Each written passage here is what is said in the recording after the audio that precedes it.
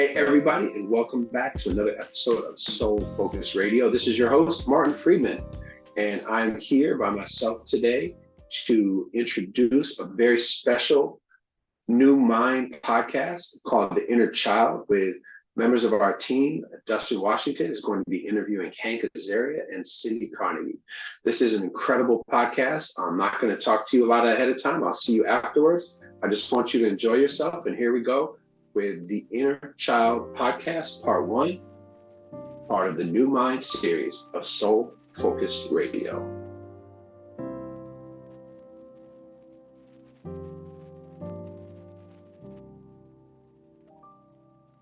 So, hey, everybody, this is Dustin, Chief Operating Officer of the Soul Focused Group, and we're joined by Hank and Cyndi. Good morning, everybody. Morning. Hello. How you guys doing this morning? Really good. It's afternoon for me, but I'm still doing really good. Absolutely. I'm on my third cup of coffee today, so I'm in good Third shape. cup of coffee, yeah. I guess I'm West Coast centric. This conversation today we're going to have for our listeners is really going to center in on the concept of a wounded inner child. And I'll say for me, as I have come to understand this concept in my healing journey, as well as the work I do around human solidarity, ending racism, creating a more loving and just world. This concept has been critical for the work I do externally, but most importantly, the work I do internally within my family as I relate to my children, my partner, just being a force of healing. And as we all know, America is struggling, right? We see record numbers of suicide, depression, homicides are off the charts, poverty, left and right, Democrat, Republicans, everybody's at each other, racism's renewed, and we have a lot of stuff going on. Then, of course, our world is struggling, but we only need to look at, CNN and see what's happening in Palestine and relationship to Israel, the death and destruction. But we know that level of death and destruction and war and violence is happening all around the planet. And so what I want to do is really dive into a really probing conversation around the concept of the wounded inner child, and specifically how you all see the importance of us as social change practitioners specifically, but as members of the human family seeking to grow, why this concept's important, how it's played out in terms of your growth and your understanding of it. And so what I want to do is just start off with our first question, is really what in your life brought you to clarity around this concept of a wounded inner child? And, in your answer, maybe you could both share your definitions of what it means to have a wounded inner child. And let's start with Hank. Okay. Thanks, Dustin. Really glad we're having this conversation. As you were talking, I realized I'm going to really share from an ACA perspective. ACA stands for Adult Children of Alcoholics. It's a misnomer.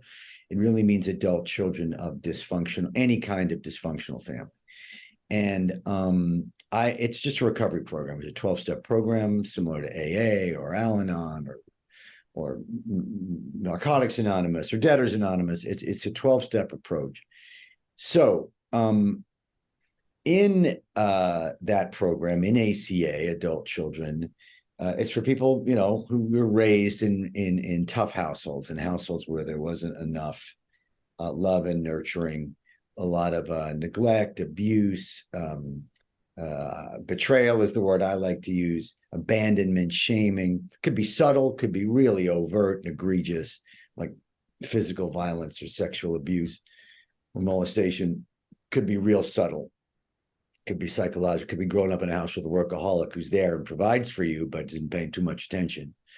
Runs the gamut. And so in that work, and certainly in Al-Anon, what you do is you try to recover, you look at what we call our character defects. What's wrong with us? Why am I like this? One of the first things, what I say is all 12-step recovery really boils down to coming out of denial about something, whether it's your own alcoholism or your partner's alcoholism or your own difficult childhood and how that affected you, or really anything at all, any crisis, any difficulty. going into acceptance around the reality of it, which usually involves feelings and rough feelings. Accepting doesn't mean liking, we like to say. In fact, it involves feelings that are akin to grieving sometimes. You look at your part in it first, because that's what you can control. That's what's in your purview. And even if your part is only 10% of any situation or less, it's the only part you can really speak to and affect. And then eventually you get to, well, whatever my part is, how do I make amends for it? How to make up for it? In AA and Al-Anon, you look at your part as your character defects. Well, who am I that I behave this way, that I act this way, that I am difficult in certain ways? How did I make this situation worse? In ACA, we say, well, what are your survival traits? Meaning, what as a kid happened to me that I reacted to that made me act like that? Why am I so, short-tempered about certain things? Why am I so fearful? Why do I go into fight or flight around certain things to the point where I lash out or I shut up? Why can't I advocate for myself in certain circumstances? These are all learned childhood behaviors. And my first sponsor used to say, you can't possibly try to lose a defect or recover out of a survival trait that's not serving you anymore, unless you understand why you did it in the first place, which always goes back to your childhood, always goes back to the first time you did it, or what happened chronically to make you do it. I can go into specific examples, perhaps a little later. And so that wounded inner child, those things that happened as a kid that you literally survived, you had to survive, so you latched onto these survival traits. In ACA, you develop what they call false selves. There's only 4 roles you take on as a kid that aren't really you.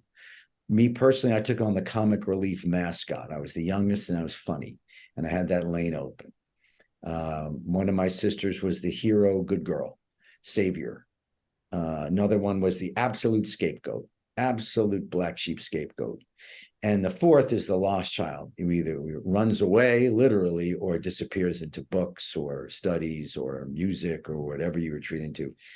Some of us always have some element of, most of us have some element of lost child, along with whatever our role of choice is. But that's the inauthentic self, even though you can identify very deeply with it. I am a very funny person. I've made my living at being comic relief, but it's not who I really am at the core. I'm a sweet little guy who was born into the world open and didn't need at first to have some survival role. So all that adds up to that sweet little guy was my authentic self. I always often say, I'm going to wrap up by saying, I debated a long time in AA, like, gee, was I born an alcoholic? Was it genetic? Was it passed along? I may have the genetic predisposition to drink and use drugs, but I was not born. It wasn't a done deal. I had to be socialized. I had to be in a dysfunctional environment that brought that out. Alcoholics are made, not born, I like to say. And so that wounded inner child became an alcoholic and a drug addict and codependent, meaning me, and used his comic relief primarily as a way to survive. And it wasn't the real me. And recovery has led me to unraveling all of that over the years. As you spoke, there's so many questions come up for me. I'm going to come back with a couple of them, but I want to ask you, Cyndi, what in your journey, given the fact that you are a leader in the field of social work, a long-time social change leader, anti-racist educator, organizer, working to create human solidarity. That's how people will see you today. But the understanding of a wounded inner child is very critical to your life, your growth, in the work that you're doing in the world. So what in your journey led you to this concept?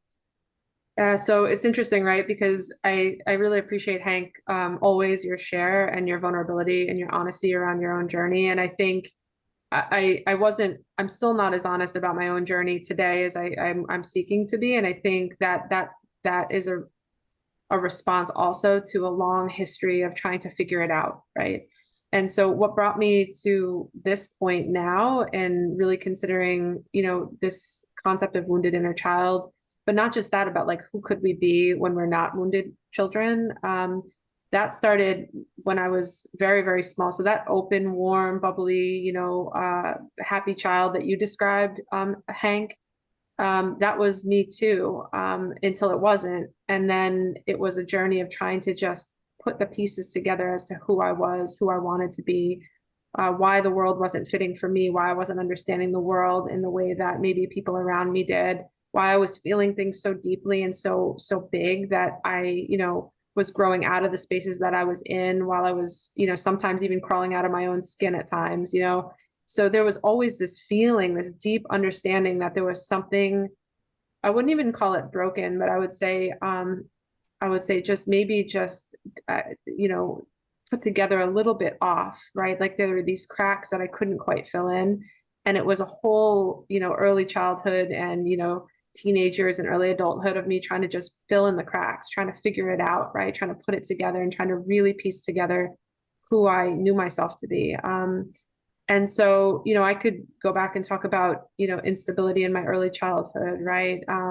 Lots of financial instability, poverty, parents struggling with a lot of their own, own inner child work that they've come to do now, watching, my parents, marriage struggle, watching my mom try to hold it together, or watching my father trying to figure out who he was in the context of a lot of different, life experiences and environmental factors, right? But ultimately, what brought me here to this work is just trying to, it wasn't quite heal the thing that I felt was broken internally, but it was really to try to figure out why I was feeling the way I was in the world and why I just wasn't fitting the way other people wanted me to. And so it's interesting because my journey led me to want to be a social worker.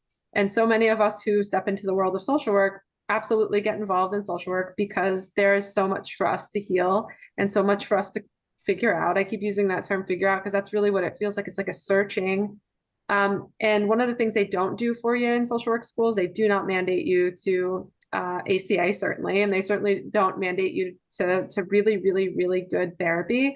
And luckily, I've had great therapists in my life, so I've been able to search those out, but they don't. And so many of us get involved in this work as social workers, and I'll talk about social justice work as well, because they kind of go hand in hand. But as social workers, we get involved and we're just trying to figure it out. But what we do is we start to try to figure out our stuff on other people. And so when we talk about why it's so important to heal the inner child, especially as practitioners, serving people around us, people who are vulnerable, people who are trusting us with their vulnerabilities, with their stories, with their traumas, with their narratives, is because if we're not fully invested in our own healing and we're not on our own healing journey of understanding, we are actually practicing on other people the process that should be actually practiced on ourselves, right? And that is never something that we can do with good conscience, but also we just don't do it well. And so that's what led me to really focusing on my own personal journey and my work, because I wanted to become involved as a trauma therapist. Like my dream was to become a traumatologist. And that is my expertise and that is my field of expertise. So I can say I actually achieved that. But for the first 10 years of my career, or maybe a little bit less than maybe 8 years of my career, I cognitively became an expert in the field of trauma. I could talk it all day long. But once I started to really do a deep dive into what was left for me from all the things that I described earlier, that's when I really became an expert in the doing of healing work. And so that was really important. And all the things you said, all the roles that we play, Hank, those are all really important to say out loud, because I'm sure that anyone listening can absolutely see themselves in any one of those roles that you describe. But some of us can't, right? Some of us just can't. We don't even know where we fit in in that part of our life. And I think that's really important to say too. In the healing is a feeling of that lost child, but it's more than that, right? It's lost self. And it's so deeply felt. And so what keeps me here today and what brought me to Soul Focus Group is the fact that everyone here is really committed to evaluating and honestly repairing a part of them that they did not break, but that they're responsible for, they're responsible for and accountable to in the long term. So I don't know if that answers your question, Dustin, but here I am. And I'm really, really happy to to be having this discussion, especially, with you and Hank. Well, Cyndi, I mean, it definitely answers my question and brings up a host of other questions, Cyndi, that I want to ask you before I pivot back to Hank. But you talked about, the value of our listeners listening to this conversation. You also talked about vulnerability. There's no real way for us to talk about this without getting to a place of vulnerability. And I know on my journey, like when I first went to therapy when I was 23 years old, my therapist was probing me around my childhood, and I had literally blocked all of this ugly stuff out. Like it was just gone from my memory. Then when it came back, I'm like, oh shit, this is why I'm showing up. At least at that point of being 23 years old. I mean, it wouldn't be too much later when I started doing, getting sober finally, and then doing ACA work with Hank and understanding that I've gone deeper in the healing journey. But I want to ask you, I'm going to ask you both to be vulnerable. Both, have you been able to trace specific experiences in your childhood? And I remember us having a conversation in the parking garage after we, dropped off Hank. We were going to get your car. But can you trace specific experiences in childhood that will begin to show up for you as an adult from a wounded inner child place? Because I think it's really important for our listeners to be able to tie the thread. Yeah, so absolutely. And I've done a lot of work in thinking about this. And I would say this, Dustin, like conscious memories are not always the thing that we can draw upon, right? There are other sensory memories that I started with. And so for our listeners, as we're talking about how we trace these memories, it's not always cognitive, right? It's not always the thinking it through. It's actually like, why is my body, why is my heart, why is my physical feeling the way that it is? Why am I spiritually feeling unsettled? And unpacking some of that to really trace it. And I'll tell you this, when one of the things that I had a lot of instability when I was a child. My father had lots of struggles of his own, which I debated whether or not I wanted to talk openly about here. I'll hold that for him out of privacy, out of his, respect for his privacy, but a lot of struggles of his own that created a lot of inconsistency with how he showed up and took care of us as a family. And so all of the responsibility to caretake my family, for the most part, was placed on my mom. And so as a child, one of the things that I really remember deeply about my own experience is always being so impacted by any minute mood fluctuation that my mom would have. So I can read a person's mood and energy from like probably blocks and blocks away. Like I feel that really deeply. And so my first realization that I had a lot of work to do was around that. Like it was this hyper assessment of every single movement or every single emotional movement of anybody that I loved in my life, and including my husband and my now son, but especially my mother, because if, in my very young child mind, if she was not happy or was feeling depressed or anxious or sad, it meant that I wouldn't be cared for. So my role became to really be able to help regulate her, and to really try to downregulate her anxiety, her stress. Now, she never asked me to do that, and she was an incredible mother. I just want to say that out loud as well. Like, she's an incredible parent. She didn't ask me to do that, but there were these dynamics that existed in the instability that was like really rooted in my family that forced me into a caretaking and emotional caretaking role at a very young age. And so what happens is when people in my life become dysregulated, even at the lowest level, I become increasingly dysregulated, anxious, fawning almost. I fix everything in the house. I won't sleep until everyone is taken care of. Everything is taken care of, to the point of exhaustion, emotional, spiritual, and mental exhaustion. So I can tell you for certain that that's rooted in early childhood experience of instability and feeling the need, and also experiencing the need to caretake adults in my life. And not just my mom, I use that as an example, but multiple adults. And so that has had a great impact on how I relate to everyone, including you, Hank, and you, Dustin. Like if I was to sense you to become, emotionally dysregulated, I would want to jump to caretaking. And it's something I have to pay a lot of attention to. But that wasn't a cognitive memory. That was a somatic memory that I had that led me to start to unpack and think really deeply and feel really deeply where that was rooted. Thank you, Cyndi. Can I just jump in on that based on Please, what Cyndi just said? So you just described what we call in ACA the concept of hypervigilance, yeah? Which all ACAs share, because we had to. You said it very eloquently. We have to read the room with a capital R, capital T, capital R, because we're little and we're right. If things aren't okay, we're not going to get taken care of, like literally. We're not going to get fed. We're not going to get loved. We're not going to. The house isn't going to be okay. Now, I was similarly hypervigilant. I felt everybody's mood was my responsibility. I responded with humor. I responded with making people laugh. With my comic relief role, I was good at it. It was not my instinct to caretake in the least. I was the baby. I was not good at that, or maybe I could have been good at it if it was somebody else's. If I had that lane free to me, I believe that a lot of what we adopt is we instinctually, like you say, beyond even memories, or just on a cellular level, kind of get what's open to me here, and we take it, and that becomes so. It seems like us. It so profoundly becomes us because we're so innately from toddlerhood or younger, we're adopting this role. And we're right to, and it's called survival traits and survival roles because they literally enable us to survive. Like if you weren't caretaking and I wasn't funny, we might have died. We might not actually have made it through all that. Then the problem becomes as an adult dropping that, because that's wounded inner child that's like driving the boat now. And it served us, but now how do we climb down off of that? How do I walk around as an adult not feeling like everybody's mood is my responsibility? Or like you just mentioned, if me and Dustin look sour, how is it not your responsibility to fix us right now?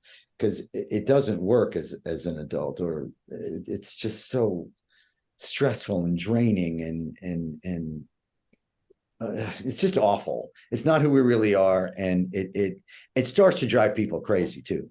Right. It doesn't, people can sense it's not really us, and we can't shut it off. And it's inauthentic. It's a game. It's almost a con. It's manipulative without meaning to be.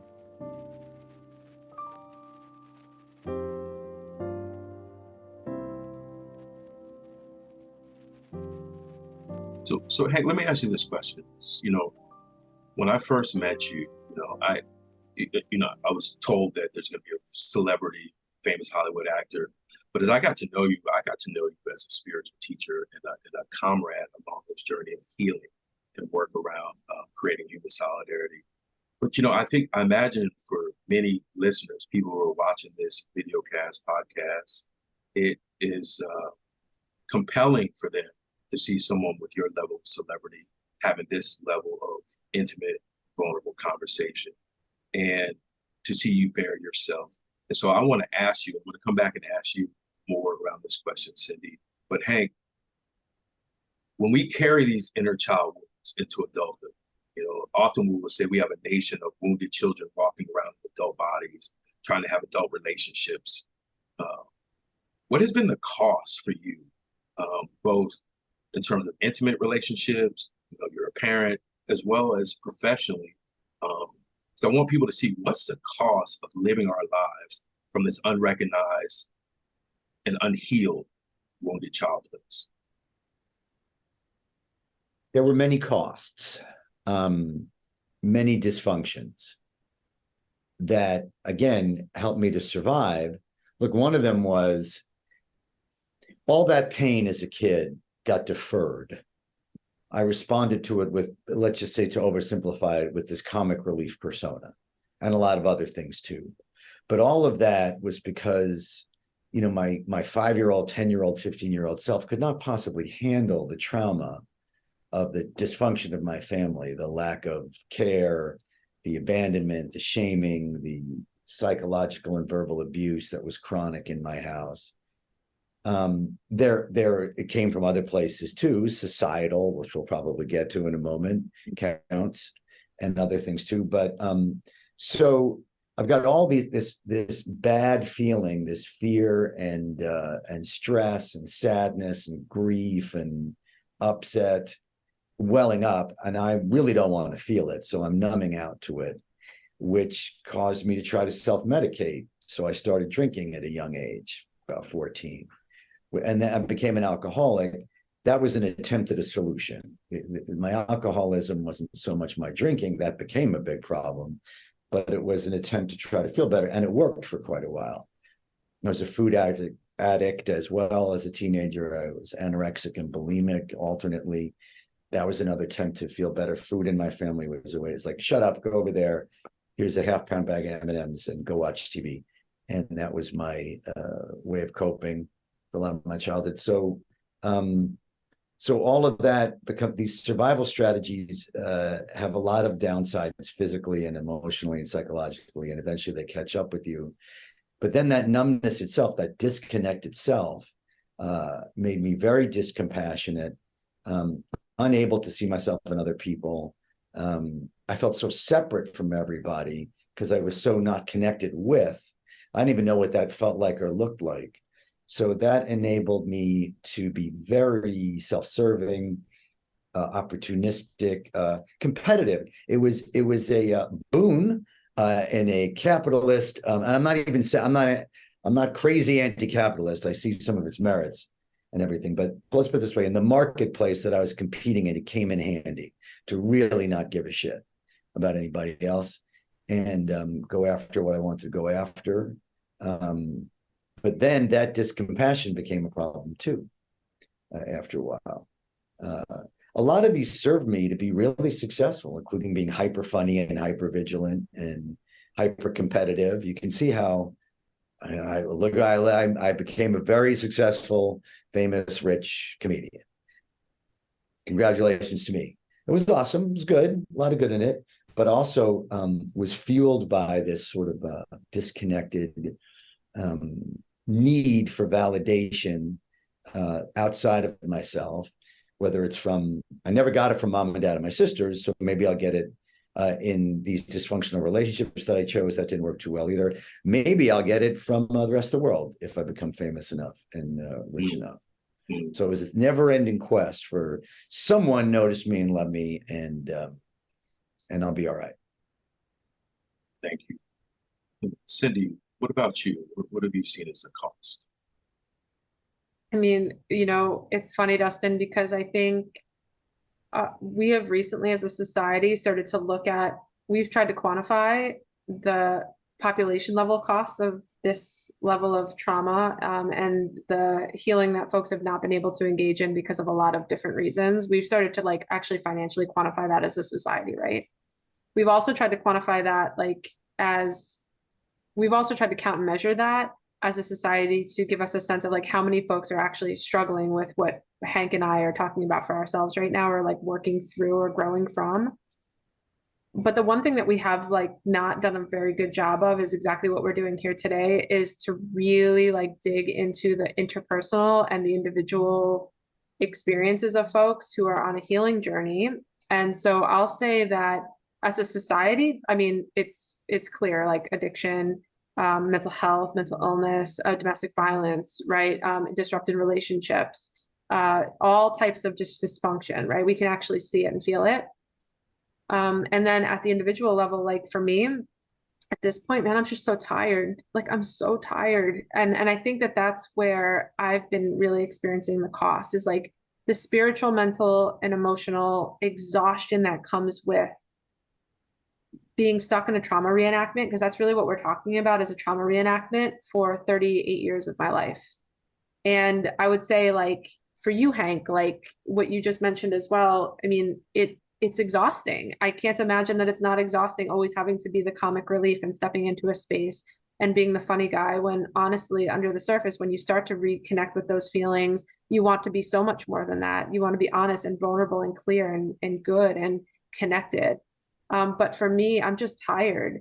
And so that level of exhaustion, what it does is it drains, obviously it drains you, right? But it drains your ability to be authentic in the world and do these joyful things that you want to do, say with your children or your spouse. You're just exhausted. And because my kind of way of playing this out is caretaking and working, and I think I don't know if Hank and I spoke about this, or Dustin, you and I spoke about this, but my thing is I'm a workaholic. I am very clear that I can work I will, when I am under stress or when I'm feeling inadequate or not enough or not a good person, I will engage in levels of work that I don't think most people could manage on their best days, and not for the times and the extended period of times I do. I'll take on projects until I'm over completely stretched thin, till I'm no longer in my house, no longer spending time with my husband or my family or my kid. And then I become resentful because I'm exhausted. But ultimately, it is the same mechanism that alcohol or drugs would do for anybody who's addicted to alcohol or drugs. It's the same mechanism. It's a feedback, right? I get the feedback that I am enough. And then when it's gone, I am not enough. I was actually talking with my husband recently, that, the best feeling I've ever felt was to be physically exhausted, meaning like so tired that I could not like get off the couch. Mhm. And I don't often feel that way, but there's something not good about that, right? So like that alone is an indication that we are stuck in a self-perpetuating, self-abusive relationship, that all that produces and is an exhausted, spiritually depleted, really, really, really difficult to live with person. And so when you ask about costs, like I talk about, like, of course, like the macro costs as a society, but like at the one-to-one, I mean, got walking zombies, right? Like you got walking zombies who are disconnected from their family. And that is like the most painful, if I could say the most painful kind of realization that I've come to. I'm doing better today, but I'm just saying, like, that is exactly the cost for me. I'm exhausted. I'm exhausted. I'm exhausted by it. And I just appreciate quickly, just a this. sentence. Society will tell you, oh, drug addiction's bad, or alcoholism's bad, codependency's bad, workaholism. Well, wait a minute. Yep. What's wrong with that? You're producing.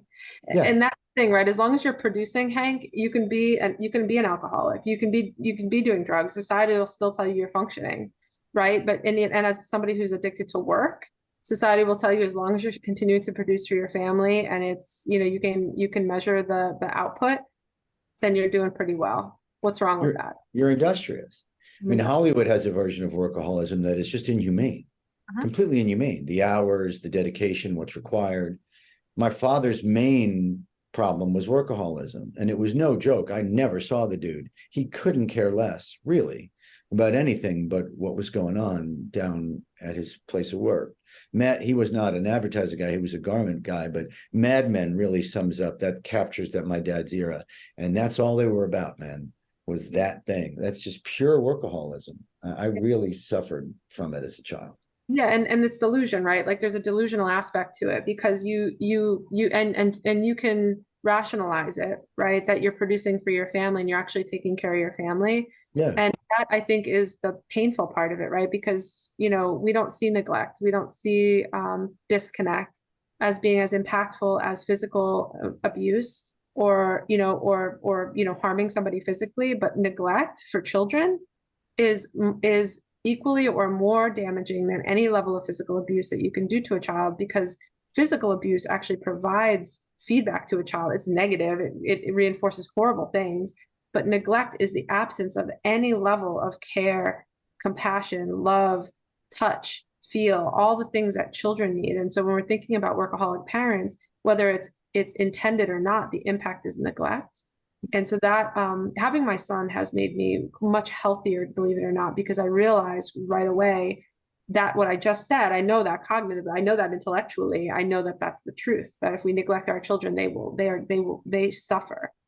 And I didn't want to neglect my son, so I had to recalibrate. I'm still tired. I'm still constantly recalibrating, but that really drove me. I know we're not going there yet, Dustin, but I wanted to add that. No, I appreciate everything you're saying. As you both talk about workaholism, being workaholics, I mean, that's a byproduct of toxic capitalism, in our socialization, but it's also very much a byproduct, as you're both saying, of our inner child and how our egos now show up, because it puts us in a outside in perspective of ourselves, where we're constantly seeking external validation. And as you all were both talking, it really thinking about the cost for me. And one of the things, both not being seen. So when you talk, I suffered physical abuse, pretty bad growing up, but the not being seen, the neglect, not being heard, my perspective, what I was experiencing, being told, no, you're wrong, or you're making that up, or I don't want to fucking hear it, that's what has stayed with me for so long, and it's impacted all of my intimate relationships. And I'm constantly looking for someone to leave me or to not hear me. And then I'm seeing myself be in this trigger loop over and over and over. And so I want to ask you both, because we're doing a lot of work in Soul Focus Group right now around this trigger box as it relates to toxic groundwater, wounded inner child. I want you all just to share with our listeners a little bit of understanding around triggers, and how to, both your experience with your triggers, and how to see triggers in a way that will allow them to maybe begin to heal around triggers. And so maybe, Hank, you can hit that first. Yeah, so the triggers means, stuff that upsets you, stuff that, walk around daily life, you bump into, makes you really angry, really upset, really afraid, fight or flight. You may be mindful that it's a trigger or not, but you certainly can feel it. Just to circle back for a second and talk about this inner child thing. I only really heard it formally. I'd heard it here and there, and sometimes in terms of acting exercises or this or that. It hit me as kind of hokey. It hits a lot of people that way, and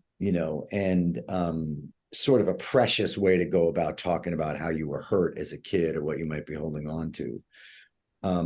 But I've come to respect it. I don't know about the terminology or whatever, but it's just really as simple as you just remember, if you can, the things that really upset you as a kid, really got you. And some of them are hard to tell because we normalize these things, are all we know, and in ACA, the stuff that really hit you when you were little is your wounded inner child, that you're hanging on to it, whether you realize it or not. How do you know that? I'll give you an example that ties to being rich and famous. So I moved to New York 10 years ago, and all of a sudden from LA, I'm out in crowds all the time and I'm being recognized all day long. People are coming up to me a lot, 10, 15 times a day. And I was very triggered. I didn't like it.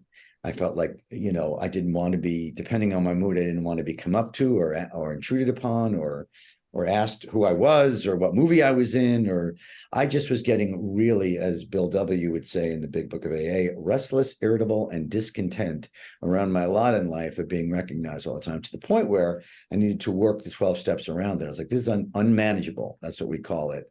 It's like, I now can't walk around like Oscar the Grouch in Manhattan. I love this place and I want to walk around. I love the city. So I worked the steps around it. Again, out of denial into acceptance. What's my part? How can I make amends? What I uncovered was a deep trigger. The word that kept coming up as I inventoried how I felt when people came up to me, and I mean even pleasant exchanges, was put upon. I felt put upon. I don't want to tell you my name. I don't want to give you my credits. I don't want to chat with you about whatever. And I resent that you feel entitled that you can come up to me and do it. Put upon. And my old shrink, Phil Stutz, used to call that moment for celebrities a double fuck you, he called it. The first fuck you is somebody wants something from you, no matter how small. The second fuck you is just not even really you they want it from. It's some image they have of you that they projected upon you, that they think they know you. Now, I can't tell you how bullseye that matches how I grew up. My parents couldn't really be couldn't have been less interested in who I really was. Okay, my dad was too busy working, and my mother was too zapped out on Valium. So they were only interested in what they expected from me in that moment. And the rules weren't clear. I had to look a certain way, act a certain way, achieve a certain thing, be a certain way. And I really didn't fucking like it, okay? And so and I had a deep resentment around it, towards both my parents, that was really unconscious for most of my life. So when folks came up, hey, love your work, what do I know you from? I had to realize this was not my mother. This person is not my mother. They're not my father. I'm highly triggered because it reminds me a lot of them. But I don't need to react to them as if I'm 9 and my dad is telling me to that I should go bowling because that's what kids do when he was a kid, had nothing to do with who I was, or whatever the example is. So unraveling that gave me some space to respond and not react. I kind of felt my feelings around all that, grieving as part of acceptance. and sort of forced myself to go into service around that. Like that moment isn't for me. I'm not going to get much out of it. I can be of service. I can make people happy by just simply answering their question or smiling at them. It turned into what I call the Smile Project, where I'm like, I can just give you some warmth in this moment. So I started just smiling at folks who stopped me on the street. And I couldn't believe how well it worked. And amazingly enough, I felt a lot better. But I had to uncover the root of that. There was a wounded inner child in there who didn't like how mom and dad treated him, who was in a constant state of finding any excuse to express that because I didn't process it when I was little. So Cyndi, I want to come to you, but Hank, let me ask you, because a lot of us see celebrities, famous people, as well as we know people who aren't famous, self-sabotage, right? How much of there's enormous, because I lived in self-sabotage my whole life pretty much, until I began to get sober and do this healing work. And I'm still seeing elements of self-sabotage, but how much is, the self-sabotage we see, amongst famous people and then just everyday people, how much of that is rooted in unrecognized, unhealed childhood wounds? Any self-sabotage, public or private, is. I mean, imagine if I didn't do that work and someone had an iPhone pointed at me. Well, I felt it was okay over on 78th Street to go, can you fucking get away from me, please? I don't fucking feel like it right now, ass, or whatever I was in my mind to say. That's pretty good self-sabotage at a public level. Doesn't take much, right, to go viral if you're having a day. And again, that disconnect, that I would have been seriously disconnected. Well, I was disconnected from other people. I was the famous version of not seeing you as a person, right? You're mommy and daddy coming up to me in a way I don't like. That's if I'm giving it some thought. Even if I'm not, I'm just like, get the fuck away from me. I don't feel like it right now. It's like, come on, it's a person who, all they want to do is, they just want to know what show you play in. Give them a fucking break. And I couldn't see past my own trigger. So, man, I'd say a lot. Or, how much trouble people get into. Honestly, think of any Me Too incident that came out in the last bunch of years. Is there one that wasn't alcohol fueled that you can even think of? Is there one? No. Either an alcoholic or someone wasted out of their mind. I mean, maybe a couple, but they're way the exception. So just even that act of self-medicating like that's going to lead you down bad roads eventually. And combine the two. Imagine if I were drunk out on the street in that state of mind. I would have made TMZ for sure. Cyndi, I want to explore triggers with you as well. But one of the things I'm sitting with, so Cyndi, say me and you were in a conversation, and there's something I'm expressing that maybe you cut me off or something. I'm trying to share like when you cut me off, and if you responded defensively to me, I would quickly go back to 7-year-old Dustin, 6-year-old Dustin, with mom. Right? And one of the things I'm still trying to outgrow is consciously. I'm doing a lot of work around triggers, but the feeling feels like, oh, this hurts, right? And then it goes to anger, just that anger, like I'm not being seen yet again.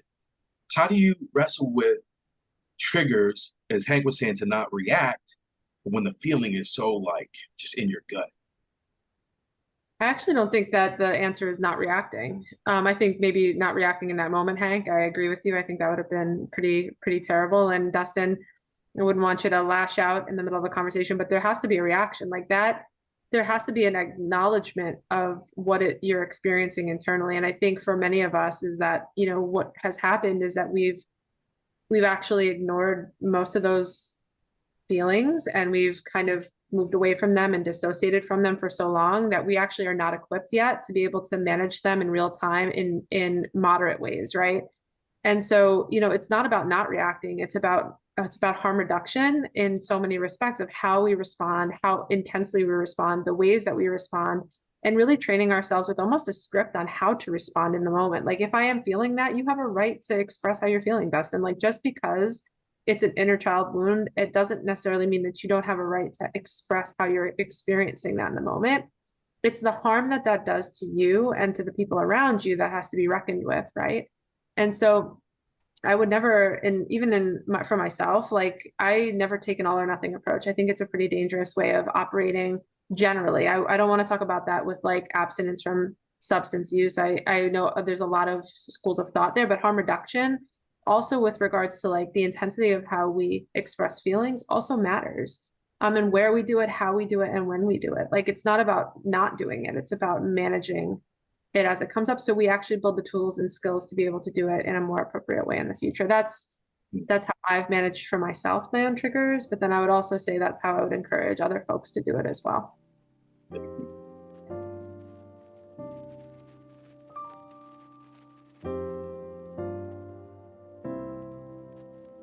All right. Well, I hope you enjoyed that as much as I did. I thought it was a beautiful, vulnerable, enlightening conversation. I so appreciate Cyndi and Hank being honest and sharing from their different perspectives, which also are similar perspectives, and Dustin for bringing his vulnerability, and energy and heart and spirit to this conversation. So I really hope you enjoyed it as much as I do. We are ramping back up again with Soul Focus Radio. We've had some illness issues, some other issues going on, timing issues, schedule issues, where you're going to see more and more of us again. And so we're just excited to be a part of your life. Thank you for being here with us. Look for part 2, which will be coming within a couple weeks. And just want you to, as always, we want you to know that we love you, know that we care about you, and that we love having you on this journey with us, and that we want you to stay well, stay safe, and most of all, stay soul focused.